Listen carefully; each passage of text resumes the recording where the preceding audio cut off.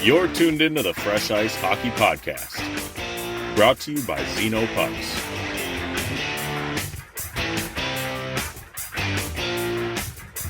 Here are your hosts, Andy and Brian Matusi. I don't often get to say this, and for good reason, but it is a great day to be a fan of the Minnesota Wild, and I cannot overstate that enough. We're going to open the show with this because there's quite simply nothing else we could have opened the show with. Over the weekend, the Wild, of course, in a blockbuster trade acquired star defenseman Quinn Hughes from the Vancouver Canucks. Going the other way is center Marco Rossi, defensive prospect Z Bouillon, forward Liam Ogren, and the Wild's first-round pick in 2026. A great return for the Canucks. First and foremost, I will just say that the Canucks, although it's a crushing blow for them to lose Quinn Hughes, between the team and the fans, they're being honest with themselves and starting the rebuild that they need to start. It's been, I don't want to say overdue because they did have some sustained success, although albeit brief. But it was time to do this the correct way for the Canucks. So I can sympathize with the fact that they are crushed that their franchise's probably best defender ever is now gone. But at the same time, you got to start somewhere on a build. And again, in exchange, they get a really good young center, Marco Rossi. They get Z Bouillon, who projects to be an outstanding defenseman in his own right.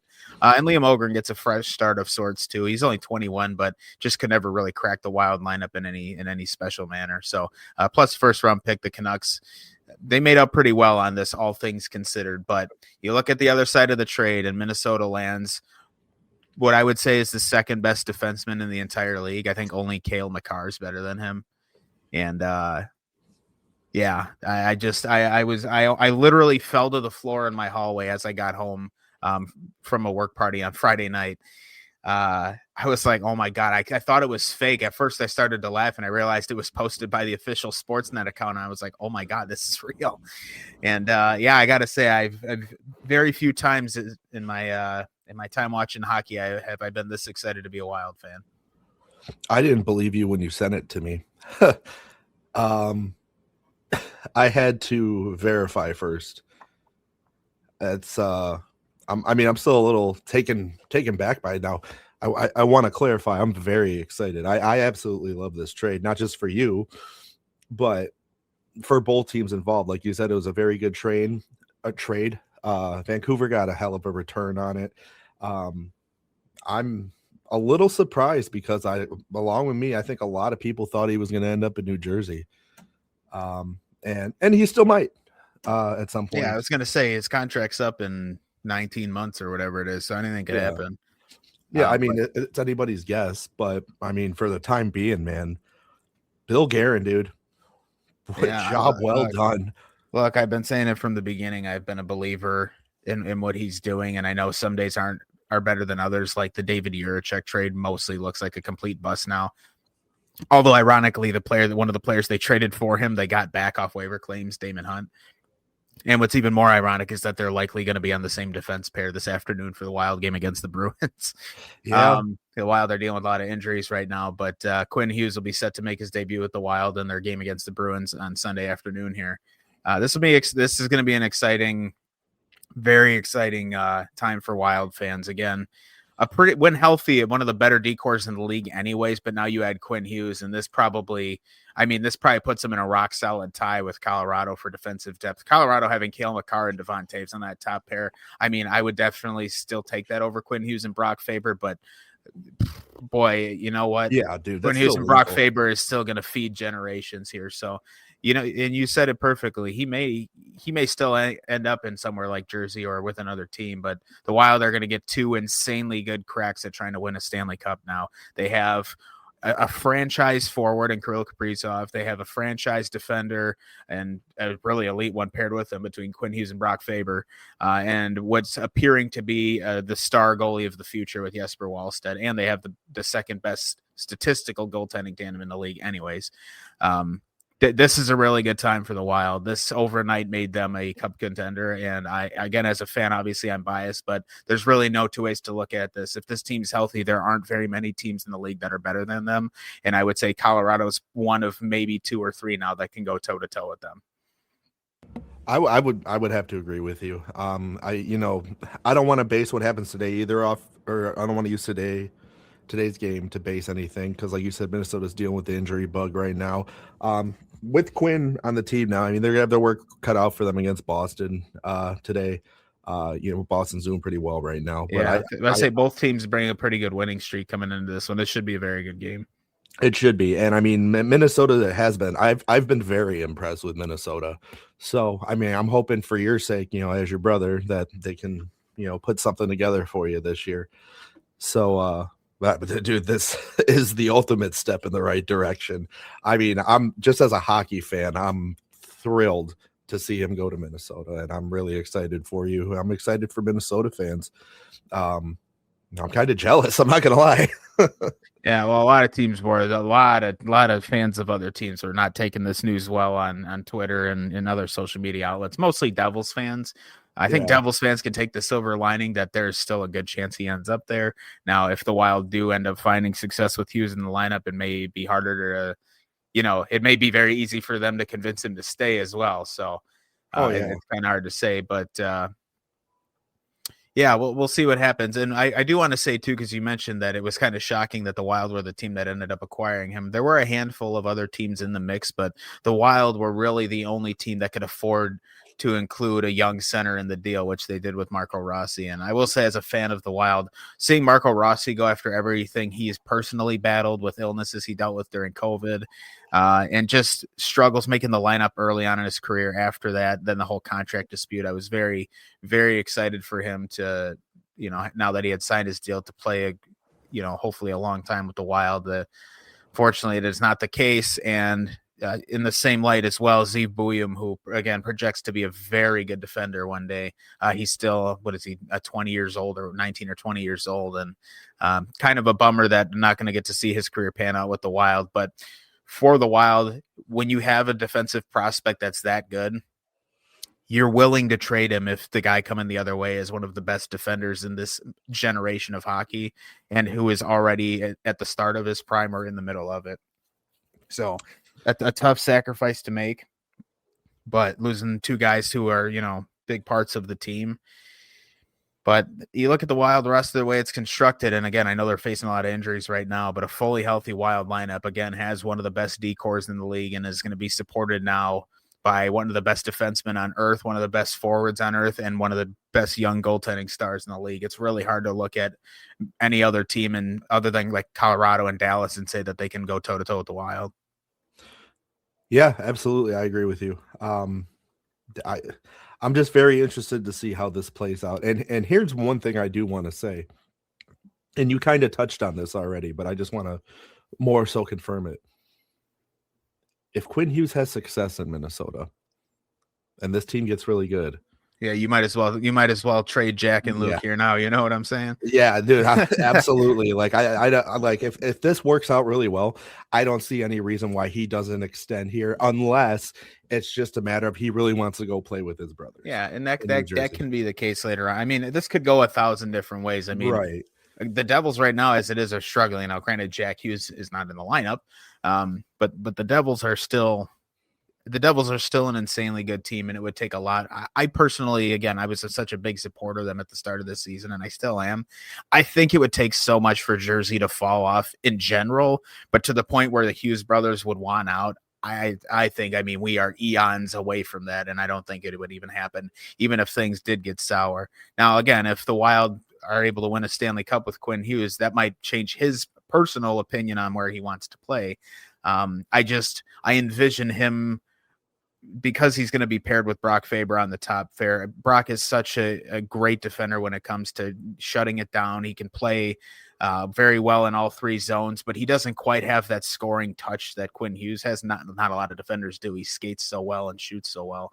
But I think their play styles that complement each other very well. I have a feeling this is going to be one of the most effective D pairs in the league. And I'm just really excited to see it get going.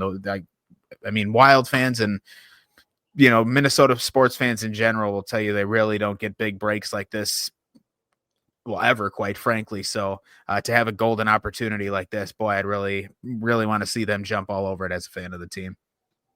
Yeah, I don't know why you wouldn't. I'm gonna put something shitty out there right now that's never gonna happen in a million years, but I'm gonna say it. 3 years, or not in 3 years, sorry.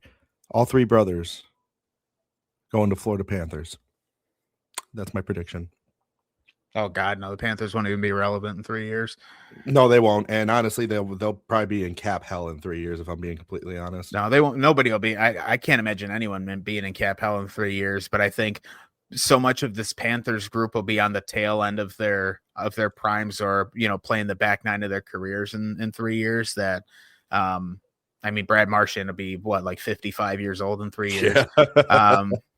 Yeah. I mean, right now, this year and the next couple of years, I think they're going to be still one of the best teams in the league. Obviously, they need to get Barkey and Kachuk back in their lineup, but this organization's peaked already. I was going to say they are at their peak right now. And again, it's tough without Barkov in the lineup. I still think they have 1 or 2 extremely good years left, but I think in about 2-3 years time, that's when we'll start to kind of see it's fizzle out a little. Again, Bob's only going to play so much longer. They don't really have a solid answer and goal once he's gone.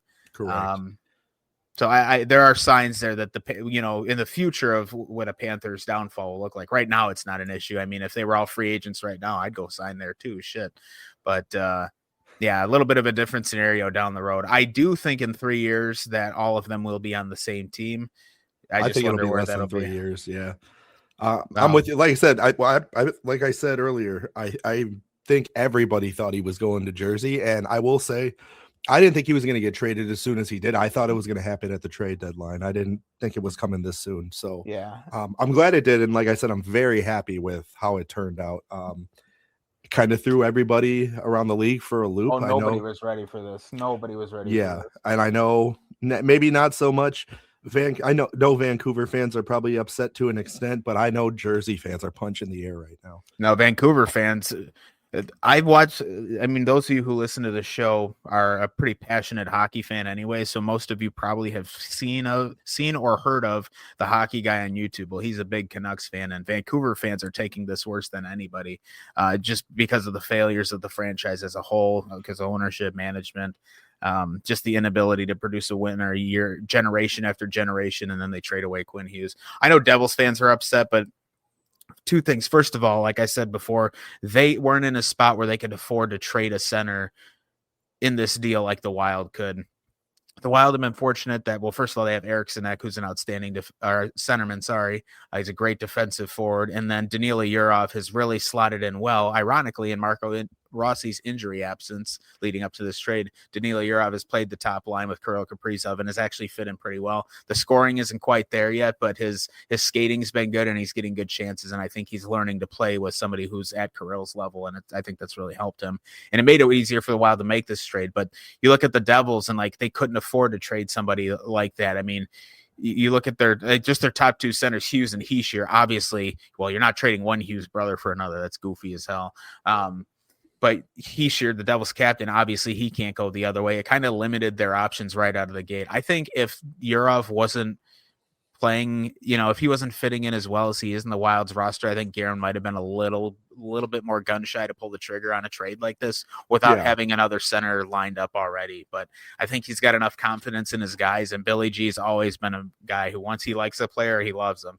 And at least that's just been my experience watching this team, and I don't mind it. For the most part, it's panned out very well. But yeah, it's I think the Wild just kind of were very fortunate after Rossi's injury that Yurov has played so well. It made this trade much easier for them to make. And again, you look at the other teams who are in the mix here, the Detroits, the Rangers, Carolina, I think was in too. None of these teams really were in a spot where they could give up a good young top 6 center like the Wild were able to. I still, again, I'm not crazy that Rossi's going the other way. My wife's crush, she absolutely loved Marco Rossi. So I know she's bummed, but I think Quinnesota will change her mind. This trade is going to pay dividends for the Wild. This is going to suit them very well. Again, it's crushing. I hate to see Rossi go with everything he went through between his personal life and the team. I would have loved to see him be a career Wild player. Would have been great. Zeev as well, with how well he skates and how well he moves the puck.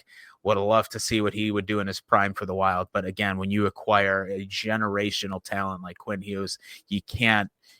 Like the first round pick, I don't give a shit about, like, none of it. For me, I want the Stanley Cup. I want Kirill to get one in his prime here. And this trade gives them the chance to do it. I still want to see them get a little bit more solidified down the middle, but they have 4 pretty damn good centers. Eric Sinek is an outstanding two-way center. Again, Yurov's really learning to play well with Kirill Kaprizov and Matt Zuccarello when he's healthy.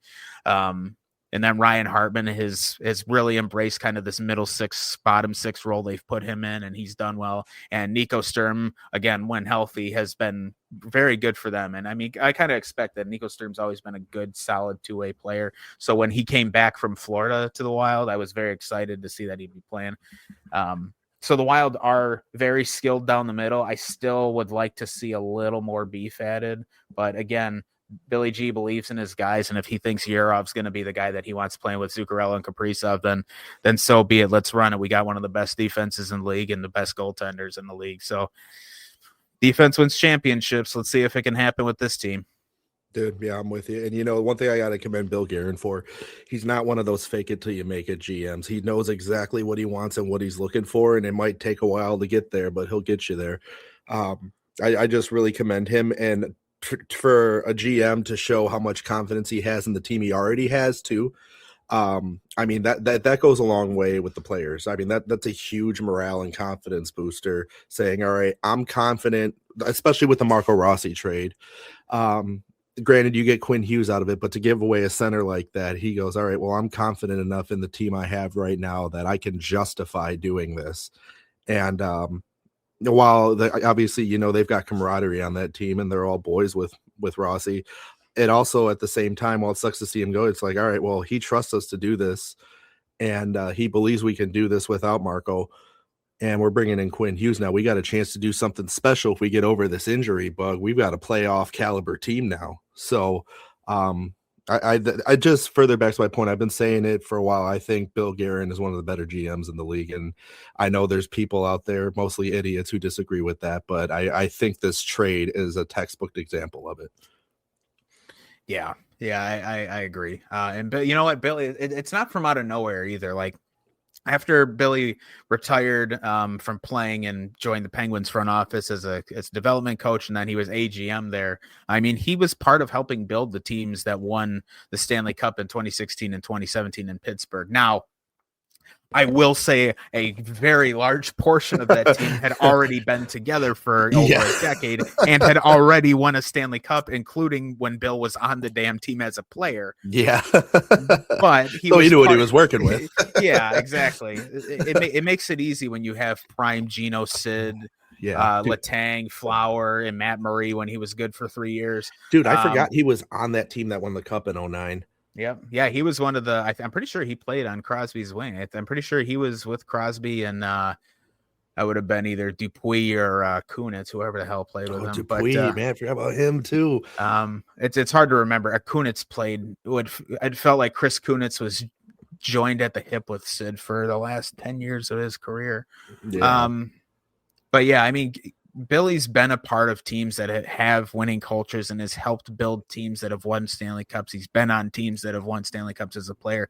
The guy knows what championship teams look like. And so when he doesn't, or when he makes a move that I don't agree with, I'm just like, what the fuck are you doing? But at the same time, I'm like, well, he knows, he's seen what it takes to win. He's done it between playing and management. I think he's won 5 Stanley Cups. I think he won 3 as a player and 2 as in management. And, yeah, it's hard to argue with the guy. I mean, really, in hindsight, the only bad move he's made still, and I just said it earlier, is the David Jiricek trade. Still makes no sense to me. I mean, at the time, I was kind of excited, but Jiricek has not developed well in the Iowa system. Every chance he's had in the NHL, his skating has improved a little, but he just doesn't quite seem to gel with this lineup. I don't know if he needs a bigger role or a better partner or what, but he always just kind of looks lost out there. I wasn't crazy about all the times he's extended guys like Freddie Gaudreau and Marcus Johansson either, but those moves did pan out. Those guys all played a lot of games. Marcus Johansson is actually third in scoring for the Wild this year behind Boldy and Kaprizov. So, yeah. I mean, it's hard to argue with that. The guy, every decision the guy has made pretty much has worked out. Keeping Marc-Andre Fleury over Cam Talbot a few years back, that's worked out. That worked out obviously well for them. They didn't win any Stanley Cups, but Cam Talbot obviously fizzled out, and Flowers still had a couple of good seasons left in him. Keeping Wally in the system, not bringing him up too early. When he did bring him up in previous years, and he was clearly not ready, they weren't afraid to send him back down and just be like, look, you need to develop. Well, the patience has paid off here. Almost every move he's made for this team has made it better. Even if the Facebook comment section casuals don't agree with it, it's just reality. It's just the truth. And I can finally say, as a fan of this team, I'm excited.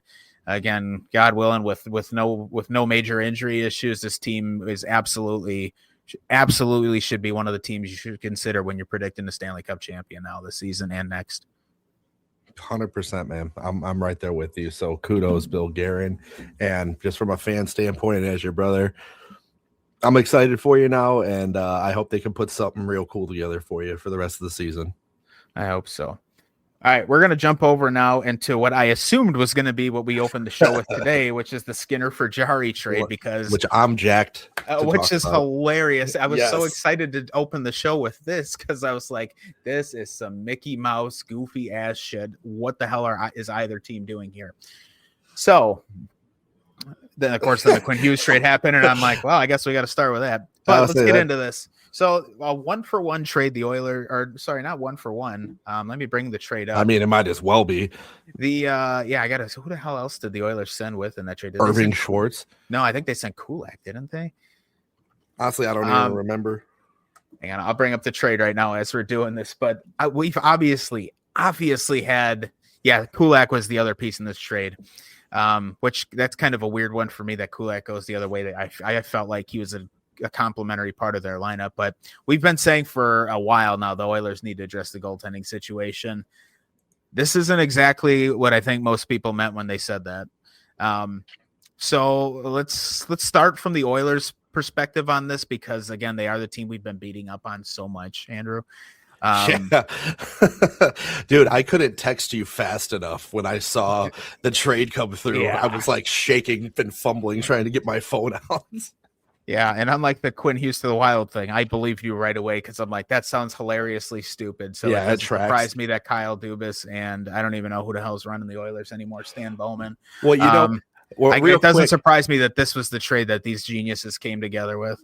It's funny, too, because you and I will randomly text each other from time to time and just lie about some stupid bullshit trade that never happened just to get each other going. And so I 100% thought that's what you were going to think when I texted you that, and you believed it right away. So it made too much sense. I'm like, not only does that make too much sense, but somehow both of these teams, I think, are on drugs. I don't think either team's on drugs. I know that. Let's start from the Oilers side of this. So I will say, before we absolutely drag them through the mud, that they did get better in that. Jarry is objectively a better goaltender than Stuart Skinner. So they didn't get worse in that department. They did go out and make an improvement, and in a limited goalie market, you got to take what you can get. I don't think it'd be fair to say that they didn't come out of this, at least a squeeze better. The problem is you sacrifice a defender like Kulak, and what does that do for a team that's already battling the injury bug and doesn't have a ton of depth on the back end? Anyways, I don't know. I don't totally agree with the idea of why did you need to make this move? And I guess maybe it's a deal sweetener for the Penguins who have, who wanted a little extra for Jarry, since Sheloves has just been so inconsistent. It's crazy. But for the Penguins, you had Kulak, which bolsters your defense. And the Penguins are having a better season than I think most people projected, but that division's so tough right now. If we're going to play Skinner, that's going to fucking go downhill. Yeah, getting worse in net on a team, on a borderline playoff team, is not an ideal solution for not only making the playoffs, but going on a deep run. For the Oilers, again, it's hard because I do think the skating group is obviously worse now with Kulak out of the lineup, but Skinner was so bad in net, I almost want to say, hey, they are a little better coming out of this now because they have a goalie that can at least stop a hockey puck from time to time. It's just tough. It's a weird situation. I thought the trade was goofy as shit.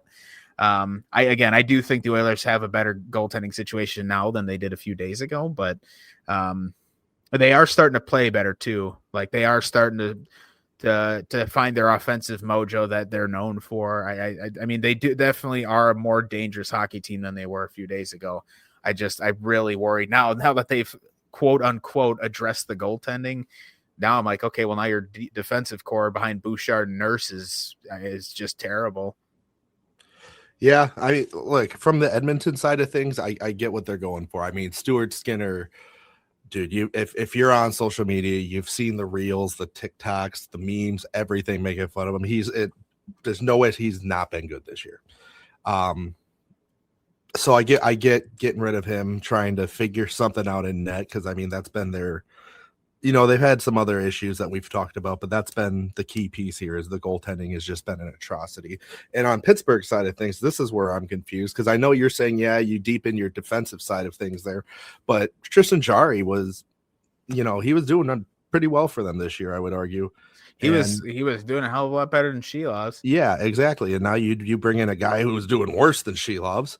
So I don't see the logic here. If you're Pittsburgh, like I said, I get it for Edmonton, but for Pittsburgh, I'm lost. Well, I'm and you know what? I'm going to back you up on this with some numbers too, because as soon as you started to say this, the gear started turning in my head. Like, yeah, how much worse are they now in net? So again, they add Kulak, and that does help them, but they go from having Jarry, who's a 908. Yeah, he's a 908, which is above league average. It's pretty solid. And again, for Jarry, who's struggled in recent years, it's good. You go from having Jarry, who's a 908, and you still have Shelovs, who's an 893. Now you replace Jarry with Stuart Skinner, who's an 891, which is even worse than Shelovs, who's been inconsistent all season. I think the Penguins might have just shot themselves in the foot for a quote, a last dance sort of season with Malkin being done after this year. And again, I still wonder if Letang's done too. After this season, with what the hell his body has gone through, I wonder if Gino's out, if he's done too. We'll see. I don't know how many years he's got on his deal, but I can't imagine it's more than another year or two, if that. Yeah. But for the Penguins, this is a wild swing and a miss by Kyle Dubas. The team has already lost its last 4 games in a row, including a absolute meltdown in the third period against the Sharks last night. They were up 5-1 in the third and lost 6-5 in overtime, including 3 goals in the final, I think 3 or 4 minutes for San Jose to tie the game up. By the way, the Sharks are just on a tear.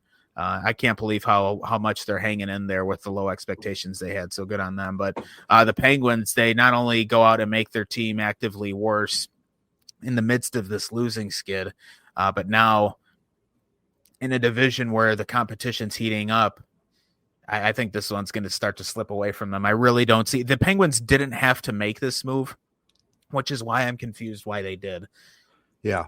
They didn't need Brett Kulak. Obviously, they didn't need Stuart Skinner. Obviously. Nobody does. But they didn't need Brett Kulak. And again, for the Oilers too, they really didn't need to get rid of Brett Kulak. But again, you bring in a goalie that can stop a puck. Maybe that makes the difference for you. I don't know. It's worked well in the past for other teams. So the Oilers side, I was going to say we were going to drag them through the mud, but I actually kind of make more sense of this on the Oilers side. The Penguins, they just simply screwed this up. They didn't need to get rid of their only good goalie. They didn't need to bring in Brett Kulak. I don't know. It's a goofy ass trade. I think both teams somehow still found a way to get worse out of this. I will say to the Oilers, though, at least for the time being, they've addressed the goaltending. And you know what? Jarry last night for the Oilers against the Leafs only allowed 2 goals on. I'd have to look up the box score on that. I want to say it was on like 20-something shots. So not a terrible night for him in his what I believe was his Oilers debut. But I don't know. I'm really having a hard time putting together why the Penguins felt this move was ever necessary. It just doesn't make any effing sense that you would give up your own and again, in a last dance sort of season with Malkin. Why on earth would you give up your only good goalie? Jarry last night, 3 goals on 28 shots. I forgot he gave up one late in the game. But leading up to that, before the Oilers blew that game open, Jarry had a handful of very big saves. I watched that game in its entirety last night. And then I put it on split screen in the final 5 minutes to watch the end of the Hurricanes and Flyers and the Rangers and the Habs. By the way, Rangers and Habs last night had an outstanding game. JT Miller, overtime winner. That was a really fun game to watch too. I love JT Miller being in New York. But yeah, Jarry had a pretty good outing for his first start in with the Oilers. So we'll see if they can turn the ship around now and continue their climb up the standings. They played very well recently, so I do think that bodes well for them. But yeah, from Pittsburgh side, this just makes no sense. And then again, the cherry on top is they go out and blow it out a substantial lead last night. And I want to say Shelovs was the guilty party in net for them. Yes, he was. All 6 goals again, 6 goals on 32 shots. Askarov, not great on the other end either. 5 goals against on 43 shots, but still much better considering the workload. Although his were all early on, all his goals against were early on. He was clutched in the third period and in overtime for them. Here's the time of the goal for each of the Sharks' 5 goals in their comeback last night. All in the third period, 7:33, 14:19, 17:33, 18:22. And then in overtime, 2:57. And Macklin Celebrini absolutely with an unreal game for them last night too. He had 1 goal, 2 assists, and it just feels like he's got his hands all over this team now. Pause. Okay. Well played. But he seems to be a part of anything right that the Sharks team is doing. It seems like he is kind of the mastermind of all of this on the ice, and he's looked really well. And we will talk about the Sharks at length at a different episode, I'm sure. But for the Penguins, man, no matter how many different ways I look at this, I can't find anything that makes sense. Why on earth the Penguins made this move to make their team objectively worse? Right. Yeah, that's exactly where I'm at. I'm not going to sit here and dog Edmonton too much because, I mean, at the end of the day, they were in a position where, like, we got to do something goaltending wise. Like, you were at that point, and it was getting to be at a point where we were going to start dogging on them every day for months like we did with Colorado. So, like I said, I see the Edmonton side of things, but from Pittsburgh's standpoint, I'm just like, bro, what the hell were you thinking? So, but I digress. That's enough of that. I just wanted to talk about it because the whole thing is hilarious to me. Yeah, it is. So we're going to move over now to another team I've picked on religiously for seemingly endless reasons, the Carolina Hurricanes. Look, they found their goalie, man. It seems like they found their guy. I've just glazed the Wild, obviously, because they're my favorite team for having a great goaltender. But Brandon Bussie has come into Carolina since being claimed off waivers from Boston, I think it was. Yeah, Boston. Yep. Mm-hmm. And he became the fastest goalie in NHL history to reach 10 wins. The Canes are now right in front in the Central Division with games in hand on both teams chasing them. 6-4 in their last 10, winners of 3 straight. They have the Central Division. If I did, I didn't mean to. Yeah, I think you did. Oh, shit. Well, I definitely didn't mean to. If I did, I apologize. The Canes, though, I've previously dogged on them, obviously, for the goaltending, but the inability to score as well. And I will say this year, again, they're a top 10 offense. They are they are number 7 in the league for total offense this year, as far as goals scored goes. And they're 3rd in the league in points. Like they're putting together a good season, and now it looks like they may have a goalie of the future here in Brandon Bussie. And again, for a waiver claim too, you really couldn't have asked for a better result. Let's see. Bussie is a 9-10 on the season. He is 10-1 this year, which is insane. But yeah, and again, he's getting good goal support too, but he's not allowing a lot of 207 goals against average. Like he's a really solid player, so I'm excited for him. Looks like based on this picture that ESPN has of him, he might have been with the Panthers and claimed off waivers from them. He might have been, but I know he was in Boston's organization to start the season. Yeah, well, the Bruins drafted him, I think, didn't they? Yeah, they did. I was just saying, I know at the beginning of the year he was with Boston because when Providence came to Cleveland this year, he was a starting goalie for Providence. Wow. So, well, there you go. Which and there you go, guys started the year in the minors, and now look at him. Yeah, so. It's gonna say now he's right now on the heater of all heaters. But again, you look at the Hurricanes and Freddie Anderson's an 875. Oh my God, I was not ready for it to be that low. I was thinking he was gonna be like a flat 900. I was not ready for 875. Dude, that is unhinged. Oh my God, he's terrible. Okay, well, my point exactly, though. They've needed to address this for a while. God, Freddie Henderson's 36. God, it feels like just yesterday he took over the net in Anaheim from Jonas Hiller. Holy shit. Yeah. Dude, Pyotr Kochekhov's 904. Jonas Hiller, the man of the best goaltending masks I think I've ever seen. His Anaheim Ducks mask with the matte black and the gold face mask was one of the best ever. Yeah, and I think he was a righty catching goalie too, which we don't have a lot of those, so that's always fun when we see that. But yeah, Jonas Hiller, that's a name we had to dig out of the vault for this one. Yeah, dude, holy shit, that takes me back. But back to the Hurricanes, Pyotr Kochekhov's a 904. He's 5-1 this year. He's having a pretty damn good season. His save percentage, I'm sure he would tell you he'd want it to be higher. I think any goalie would say that, even if they were a 999, they'd want it to be perfect.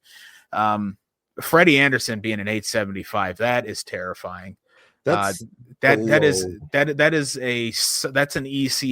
goalie right there. That's Dude, I think that's insulting to ECHL goalies, if I'm being honest. And I don't want to pick on him too much because again, he is 36. Sometimes when the reflexes go, they go. But for a guy that's had a career of injury history, it's kind of tough. I'll be honest, that I was bringing up Freddie Anderson's stats as I was talking about him, so I didn't see he was an 875 until I was literally reading it. And oh my God, that was amazing.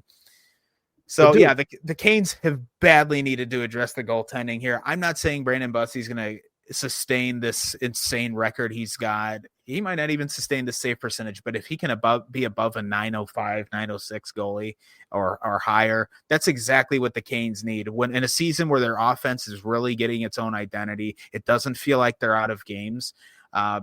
This is the perfect storm of things happening for them. Again, they're scoring, and now they maybe have a goalie. It's the two things I've dogged on them for the most, and they're addressing it now. And you know what? If they're going to address them, I'm going to start giving them a fair chance to win games in the playoffs, because I've said previously, I'm not even going to think about them even for 2 seconds in the playoffs until they do something to address these issues. Well, now they have. And if they continue to play like this, then absolutely they should be a team everybody's scared of, because they play so well because their game is so structured. Now there's real reason to believe that this team can be a winner if Bussy is going to be how he's playing right now. Yeah, absolutely. And I think it's worth noting, all these teams we've dogged on for goaltending issues, when they've gone and fixed them or addressed them, things have immediately started to look better for them. So I think, I'm hoping, I don't like Carolina, obviously, but I'm hoping for their sake, and mostly so we can stop dogging on them, that Bussy is the answer for this. So, I don't know. At this point, like I said, anything's better than Freddie Anderson. I've never been impressed by Freddie Anderson except when he was in Anaheim. As far as I'm concerned, that's the only time he was relevant. Sorry. He had his moments in Toronto and whatnot, but dude, 875 those are not NHL numbers. I'm sorry. And it's kind of a joke. But like you said, he is 36, and sometimes, the reflexes aren't there, and he's dealt with injuries throughout his career. So you don't want to dog on the guy too much. But when you're a team of the caliber that Carolina is, that's not the guy you need in net. And, I kudos to Bussy for, again, starting the year off in the minors. He looked good in the minors too. And honestly, if Boston didn't have the tandem that they have right now with Corpy and Swayman, it might have played out differently for him as well. But ultimately, he's got his shot now in the show, and I'm excited to see what he can do, and I hope he's able to keep this up, because Carolina is a team that we're used to seeing make deeper runs in the playoffs, and I think that now that they have their goaltending situation hopefully addressed, they have a chance to do some damage now. Yeah, by the way, Korpisalo for the Bruins, 888 this year, save percentage. Bruins could use a guy like Bussy. Yeah, well, and that's exactly it, but they have a lot of faith in him for some, because he has those moments where he makes some insane saves, but the rest of the time he's just mediocre, and 881, that's another save percentage, that's junk, or 888, whatever he is. But They have all the confidence in the world in him in Boston for some reason. And I mean, with Swayman playing the way he is, they don't really have a whole lot to worry about right now. Things are kind of firing the way they want to in Boston. So, but we don't need to talk about the Bruins right now. I'm sure we'll have our reasons to at some point. Yeah, they are slowly becoming a machine again, which is weird because they don't do anything especially exciting. But who knows? They could come into Minnesota this afternoon, kick the crap out of them. We'll see. So real quick, go ahead. I was to say they got McAvoy back now, so that's actually just what I was about to say. I had two quick things here before we go to break. Yeah, McAvoy is back much sooner than anticipated from his injury, from his jaw. He had surgery, I think, to repair his jaw. So he's back in their lineup, which obviously is a huge boost for them. We talked the first 20 minutes of the show about Quinn Hughes, but Charlie McAvoy, another outstanding elite, probably top 10 defender when he's at his best. And yeah, that's huge for the Bruins to get him back so soon. That's their future captain. So I'm telling you. Yeah, I think so too. Pasternak would be a good option too. I just think McAvoy embodies what it is to be a Bruin. He's a tough son of a bitch. He's a great defender. And when you look at, his predecessors like Chara and Bergeron, two guys who are tough as nails too. And listen, I don't want to take anything away from David Pasternak. He's a good player. He's not a softie. He's extremely talented as well. But something about McAvoy just screams captain to me when I watch his play and the way he handles himself in public outlets and in post-game interviews and stuff like that. It just makes too much sense that he's the next captain of the Bruins. Absolutely, yes. Real quick, another injury update too. We talked about Logan Cooley's nasty injury. He had I actually listened to 32 Thoughts on Friday morning, I think it was Friday afternoon. And it sounds like Cooley is going to be reevaluated for his injury condition in 8 weeks. So at least 2 more months that Utah will be without him. With any luck, he'll be back in 2 months, but depending on the severity of what he's dealing with here, this is going to be at least 2 months. So this is going to take him through the Olympic break at very least. And we'll see where it goes from there. Yeah, well, I think Utah will be a much better place once they can get him back, and like you said, hopefully the sooner the better. Yeah, I worry for them that, again, by the time he comes back, assuming he can come back in 2 months, but remember, even if he comes back in exactly 8 weeks, they'll be in the middle of the Olympic break. So he is almost certainly not going to play another hockey game till almost March. And that's where it concerns me with Utah. We talked when we mentioned this before that if he's going to miss a huge chunk of the season, this really can derail Utah's chances because they rely, between him and Keller and some of the guys there, they really rely on his scoring a ton. And I just wonder, again, with Vejmelka being a terrible goaltender still, I just wonder if they're going to be able to sustain this right now. And in fact, if I bring up the standings for the Western Conference here, Utah is currently, San Jose is in the last wild card spot. That's crazy. Utah is just on the outside looking in. They are tied with San Jose in games played, but have 2 fewer points. So they're on the outside looking in. They're 3-7 in their last 10 games. And again, this is another one that I'm scared to bring up in real time after what Freddie Anderson just did to me. But I want to bring up Karel Vejmelka's stats to further drive this point home. Both their goalies are awful. Karel Vejmelka, 896. Vitek Vanacek, 878. That is just terrible. So Utah, clearly, it'll be the next team I would think that we're going to pick on for goaltending woes because all of our favorite guys now, Colorado last year, and then the Oilers and Hurricanes in the last year or so. Everybody's starting to fill up their goalies. Or all these teams that are struggling and needed good goalies are starting to get goalies now. So I think Utah might have our sights on them next.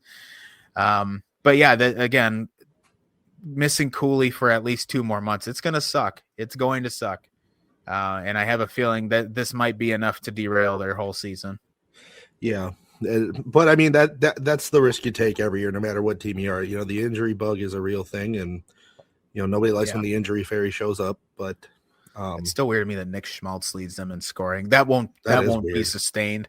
I think by the end of the year, think about the guys they have there, like Gunther and Peterka, and I mentioned Keller, of course, and even Sergachev as a defender. At his best, he can be a great puck moving defender, and another guy that I think could be in their top 5 in scoring by the end of the season. But I don't know. I think Cooley is just such a dynamite player. He's such a good finisher.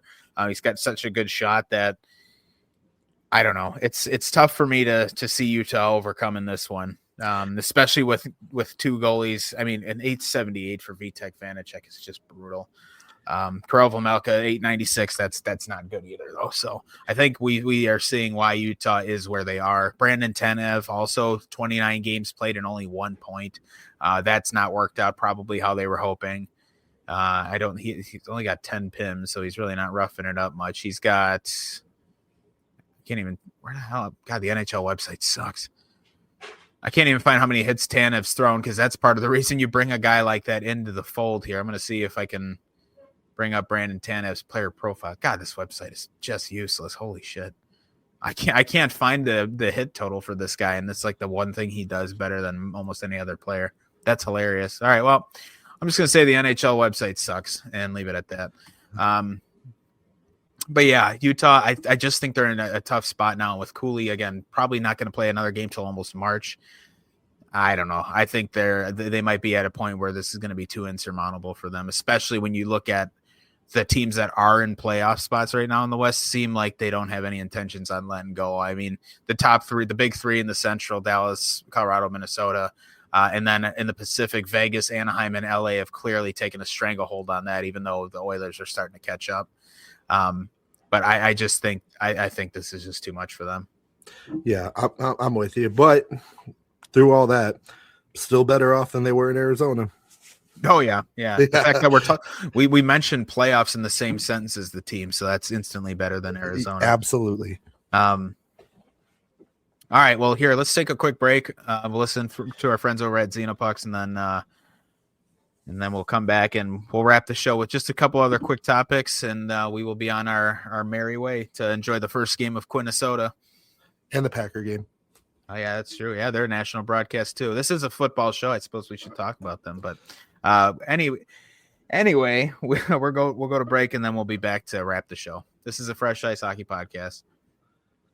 It's hockey season, and you're looking to work on your stick handling or maybe even your shot, but ice time just isn't an option for you right now. Luckily, our buddies over at Xenopucks have got you covered. They've developed an elite off-ice practice puck that, in addition to looking like the real thing, is the same size and weight as a regulation hockey puck to give you that authentic feel on the end of your stick.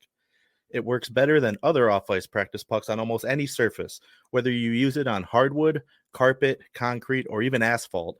Xenopucks glide like a real puck on ice. So if you're looking to improve your game without setting foot on the ice, head over to www.xenopucks.com and get yourself a puck. Check out their merch selection and be sure to follow them on Instagram at Xenopucks.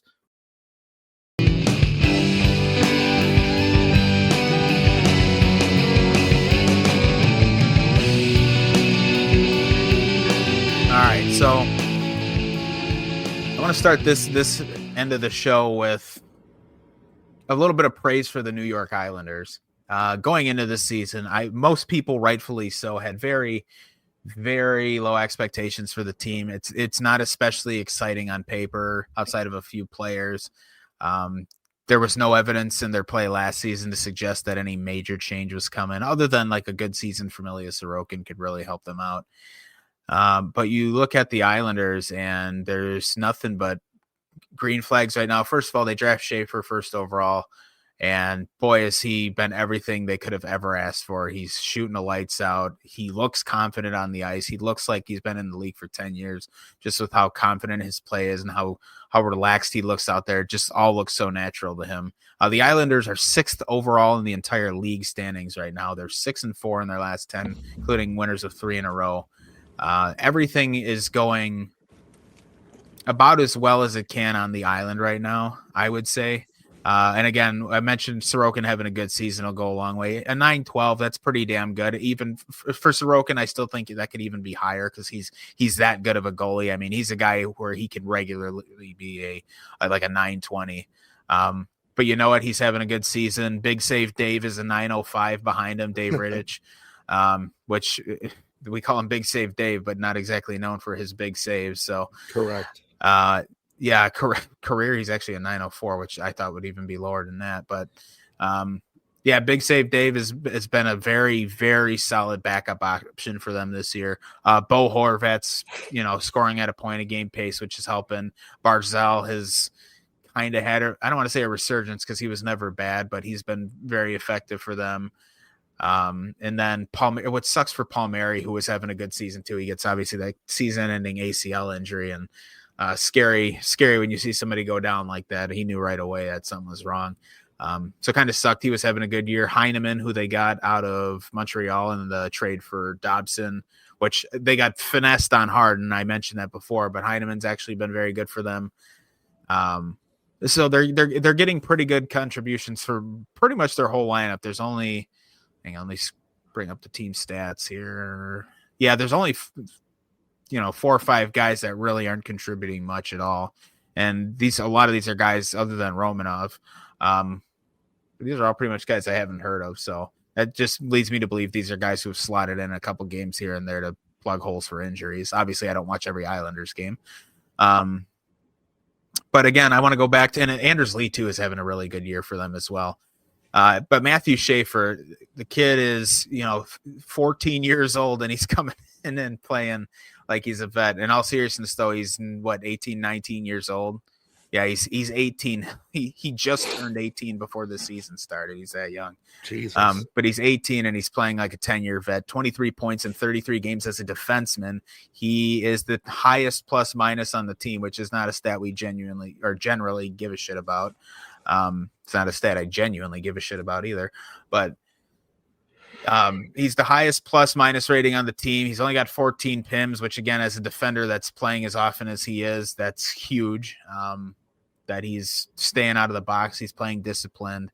He's playing both ends of special teams. He's just being a really effective player. I think he's everything the Islanders needed and more. And it's kind of crazy to look back and think of the speculation leading up to their first overall pick. Oh, should they get Schaefer? Should they get Hagens? Should they, who the hell should they get? Boy, this kid, they seem set on him from the beginning, and wow, is just paying dividends for them. So I do want to give the Islanders a well-due apology for not ever even giving them a shred of a chance. But again, going into the season, it was easy to see why. But they're getting some big-time performances, and Bo Horvat looks like, Bo Horvat of 6 years ago. So this is exciting. We'll see how this goes now for the Islanders the rest of the way. But, I mean, if they can even play decent even if they're a 500 club the rest of the year, I mean, that's probably going to be enough to push them into a playoff spot. They're just looking really good right now. Yeah. For a team that we really dog on them, we were kind of real about where they were. Yeah. We pointed out the facts. We weren't going out of our way to be like, it's not like how I treat Carolina. Like I wasn't looking for a reason to pick on them. There was just a lot of them in front of me. Yeah. But I mean, Carolina, I can't wait to jump on them. Yeah, and but with New York here, I mean they've really come out and exceeded expectations, and I mean we could have sat here at the beginning of the season, and I know what we said, and if you would have said that the Islanders would be where they are right now, I would have said not a chance in hell. Yeah, absolutely. And Big Save Dave, as much as we use that name ironically, he has been solid for them in a backup position, which is what you've got some decent goaltending going on. I mean, the team's kind of, I don't want to go, what I'll say, they're firing on all cylinders. Sixth overall in the league is nothing to sneeze at by any means. That didn't happen by accident. So here's a list of the 5 teams directly behind them in the standings: Washington, Tampa Bay, Anaheim, Detroit, Boston. Exactly. So they're getting chased by some pretty decent teams, and the Bruins. And no, I'm kidding. But they have some good teams that are right in their wake, and that, again, I think that says a lot about them. And and they're playing like a team, and it's not to the extent like the Capitals were last year, but this is just so unexpected in so many ways. So it's kind of cool to see. Yeah, it is. Like I said, it's not something I'm mad about. It caught me off guard. And like I said, this whole season's been kind of weird thus far. Yeah, we got Quinn Hughes on the Wild before GTA 6. I did not see that one coming. Yeah, well, we got the Ducks and the Sharks turning it around before we got GTA 6. So, and it's not like those two teams have been crap for 30 years. I mean, they were notable teams for a better part of the last decade before we hit, I would say, 2020. I mean, through the 2010s they were good teams. So But anyway, I digress. As far as the Islanders go, yeah, they're exceeding expectations, and you're getting performance out of everybody you want to. So I don't know. It's just a matter of sustainment at this point. If it keeps up, and at this point, I don't see any reason why it wouldn't. Yeah.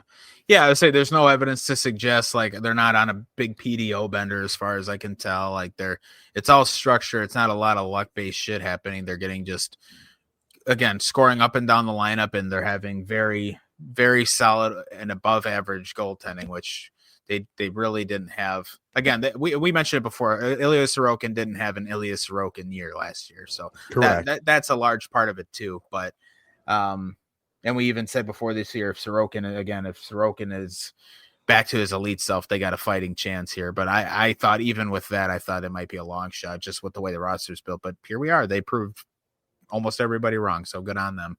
Yes, sir. One quick thing I want to address before we get to the final segment of the show.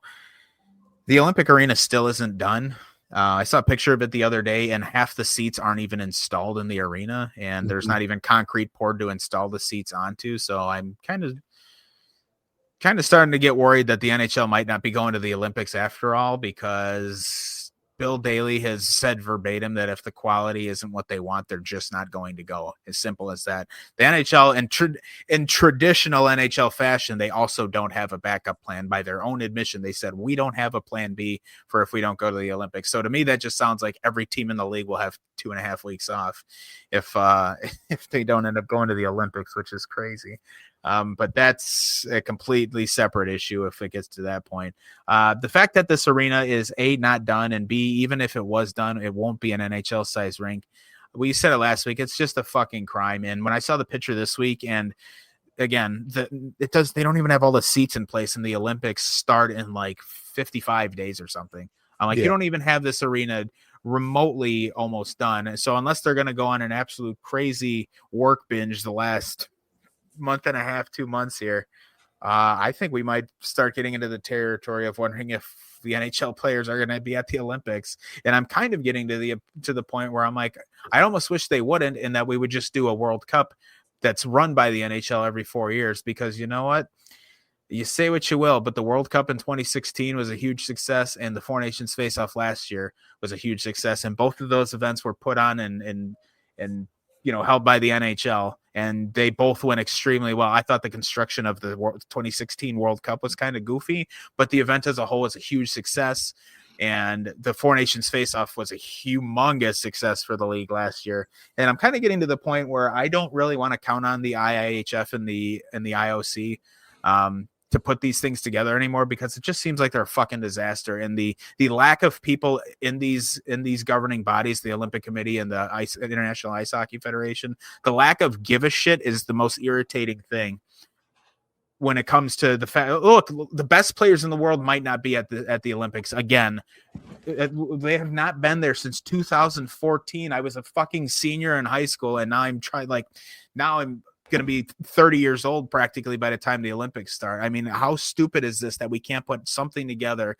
In previous years, it was the NHL's fault, but to Gary Bettman's defense, the league has done everything right to get these players into these international competitions in the last few years. And now the Olympic Committee is the one fucking it up. And it just seems like they want everyone to be okay with that, and nobody should be.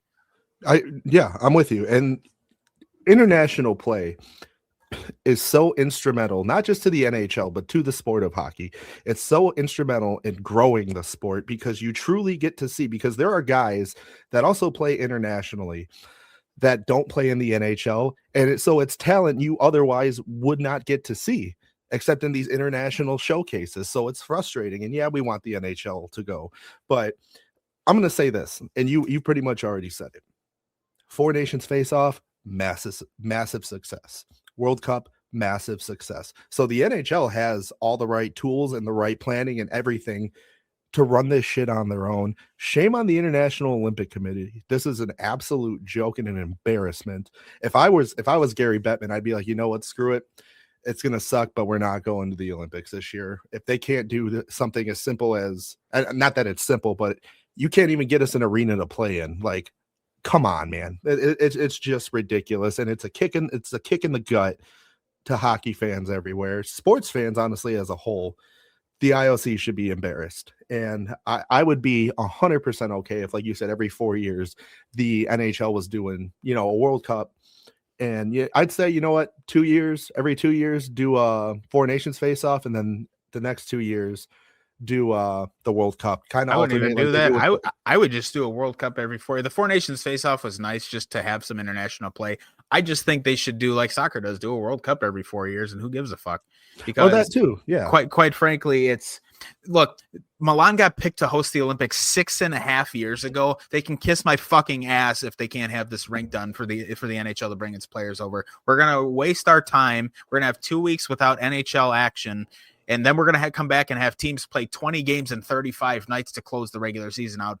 All for this fucking Olympic Games where they can't even put the fucking arena together when they've known it's been going to be there for 6.5 years.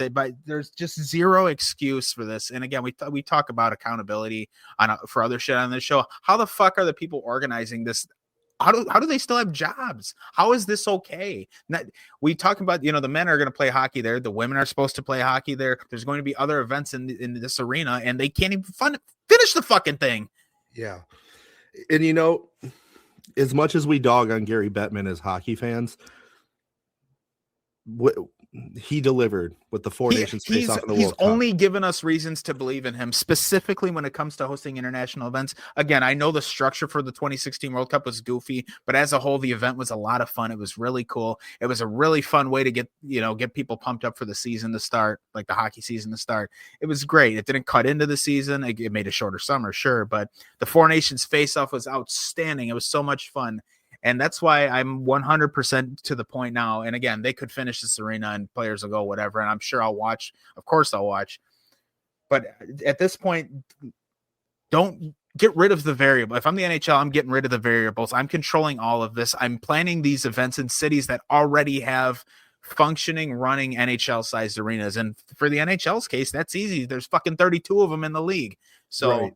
I'm done with this shit with the Olympic Committee. I mean, just in the Olympics in general. You know what? If the players go to these Olympics, great. You bet your ass I'll be watching because I want to support my country, support my team. Absolutely, I will. But if this is the last time they ever go to the Olympics, I do not care. I'd rather watch them play a World Cup every 4 years because this is a fucking carnival. We've waited 12 years for the Olympics with NHL players, and this is what we're gonna fucking get. Come on, I'm done with this shit. Yeah, I'm with you. It's frustrating. And I think everybody has every right to be pissed off. And what's even more inexcusable, like you said, Milan was chosen to host the Olympics 6 years ago. Okay. I'm going to use Seattle or hell, even Vegas as an example. Within 2 years, they became a team in the league, built a new arena, and started playing. Within 2 fucking years, they couldn't even get an arena ready. An entire Olympic committee couldn't get this squared away. Here's my thing. Don't pick a city that doesn't have it. I just looked this up because I had to know. I had to know how long they've had to build this arena. So it was 6.5 years. The vote was between Stockholm and Sweden. It was between that and Milan Cortina in Italy. And Lord knows hockey's big enough in Sweden that they could have fucking had it in Stockholm or Sweden. Like they could have had it in. They could have had it there and been just fine. There's already hockey arenas there that can hold. Again, European ice is a little bit bigger than an NHL rink, but that's always the way the Olympics were anyways, because it was play on an international sized rink. That was the idea. Right. Which is why I'm also a fan of the NHL just hosting a World Cup and doing it on an NHL size sheet, because I'm like, all the best players in the league play on this rink because it's the NHL. So but right. that's neither here nor there. They could have had this in a city where there was already arenas and facilities built. Instead, they have it in Italy. Now they're going to try and build this whole Olympic village, and it's a complete tire fire. The fucking hockey arena is not done, and it'll probably be the biggest of its. Should be the biggest event of the Olympics, I would think, and it's not even going to probably have its best. You know, if there's a chance it might not have its best athletes, and that is a crime to me. Mm-hmm. All right. Now that my blood pressure is 300 over 200, we'll move on here. So in place of doing a Blue Jackets corner this week, look, it's not much different than last week. They're 2-8 in their last 10. They've now lost 4 in a row. They cannot keep the fucking puck out of their net. And if it weren't for the fact that the Buffalo Sabres are technically an NHL team, I mean, the Jackets would be dead last in the conference. I mean, the Sabres, we know, I hate them. I'm already mad. I'm not going to talk about the Sabres anymore. With the Jackets, it's tough, man. It feels like we gave them the kiss of death, and that part really sucks. Right at the start of November, since we pumped the shit out of their tires, they followed that podcast episode with 4 straight losses, and they've been just unwatchably bad almost entirely since then. And it's really too bad. Like I said, as a fan of the team, it's so fun to go to these games, regardless if they're winning or losing. It's so fun to watch these games and be at that arena. And Ohio sports fans are extremely passionate. And it sucks that a season that had such a blazing hot start is slipping away. And it's still not even too late for them to get out of this. It's still not too late. But the play has got to change. It's got to change. The goals being let in, they have to do something here. And I don't know what the answer is. And we said this last week. We don't know what the solution is here, but this team is better on paper than it was last year. The goaltending should be better, and the results just aren't there. And it's very frustrating right now as a fan, as somebody who wants them to win so badly for not only the organization, but for the city itself. I mean, Columbus, with having Ohio State University there, has been pretty spoiled as far as a sports town goes. Their college hockey program's good. Obviously, their college football program is one of the best in the nation. It's a very rich sports city in that regard. But as far as professional sports go, the Blue Jackets and then the Columbus Crew are the 2 professional sports teams there. And the Jackets, this city wants a winner so bad, and I would love for it to be the Jackets. And right now it's the dog days, man. It's not going well. Yeah, it's been pretty rough. And I didn't want to say it, but you did. They've been unwatchably bad. And it's frustrating because even when things aren't going well, they're normally so fun to watch regardless. But this has been like painful. Yeah, and like you said, it's not too late to turn it around. But are they fucking going to? What do you do? Really hope so. Now, I will say, and last week I wasn't quite at this point, but I would say I am now. Maybe it's time to look into a different coach.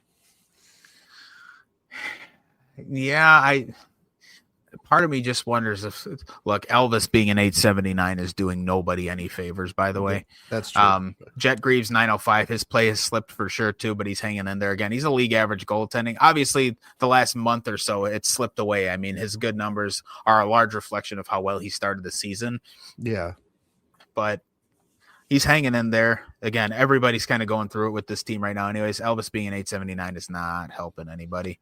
No. You look at the lineup, and there's still good scoring there. I mean, Charlie Coyle, we raved about him coming in. He's been very effective for them. Miles Wood, who also came in with that trade, has been very good for them.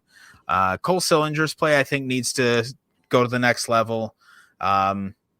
Adam Fantilli, I have pumped the shit out of this kid's tires, and I still believe in him.